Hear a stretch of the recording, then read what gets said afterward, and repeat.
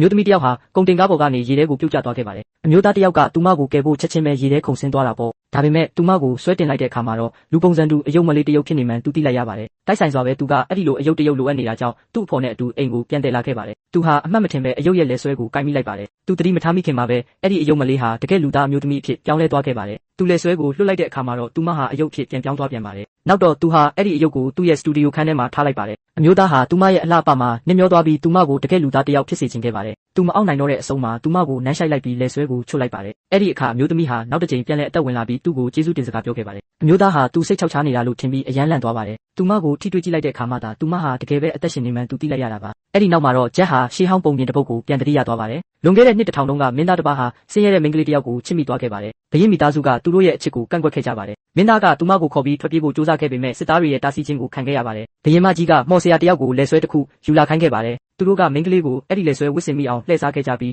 ဝစ်လိုက်တာနဲ့သူမဟာချက်ချင်းပဲတစ်သားရုပ်အဖြစ်ပြောင်းလဲသွားခဲ့ပါတယ်။မင်းသားကလက်ဆွဲကိုချွတ်ဖို့ကြိုးစားခဲ့ပေမဲ့မအောင်မြင်ခဲ့ပါဘူး။နှစ်1000ကြာမှာတော့ဒီအမျိုးသားကသူမကိုပြန်လည်နှိုးထစေခဲ့တာပါ။သူမကသူ့ကိုမင်းသားအဖြစ်မှတ်မိနေပေမဲ့သူကတော့အတိတ်တွေကိုမမှတ်မိတော့ပါဘူး။အဲ့ဒီနောက်မှာတော့အမျိုးသားကသူမကိုအပြင်ကိုခေါ်သွားခဲ့ပါတယ်။သူမဟာခေတ်သစ်လောကရဲ့အရာအလုံးကိုစိတ်ဝင်စားရှိနေခဲ့ပါတယ်။သူတို့အတူတူအစားတောက်တွေစားပြီးကခုန်ခဲ့ကြပါသေးတယ်။နောက်ပိုင်းမှာအမျိုးသားကသူမကိုအိမ်ကိုတိတ်တဆိတ်ခေါ်လာခဲ့ပါတယ်။သူမဟာအယမ်းကိုပျော်ရွှင်နေပေမဲ့မတော်တဆပဲကျိန်စာတင်နေတဲ့လက်ဆွဲကိုပြန်ဝတ်မိသွားပါတယ်။အမျိုးသားအခန်းထဲပြန်ဝင်လာတဲ့အခါမြင်လိုက်ရတဲ့မြင်ကွင်းကြောင့်အယမ်းကိုအံ့ဩသွားခဲ့ပါတယ်။လက်ဆွဲဟာတောချက်ဖြစ်မှန်းသူမသိသေးတဲ့အတွက်တစ်သားရုပ်ကြီးကိုသူ့ရဲ့အလုပ်ယုံစီပြန်တည်သွားခဲ့ပါတယ်။အဲ့ဒီမှာတော့သူဟာလွန်ခဲ့တဲ့နှစ်1000ကမော်ဆရာနဲ့ပုံစံတူတဲ့လှုပ်ဝက်ဆန်းပြတဲ့လူတစ်ယောက်နဲ့ထိတ်တိုက်တွေ့ပါတော့တယ်။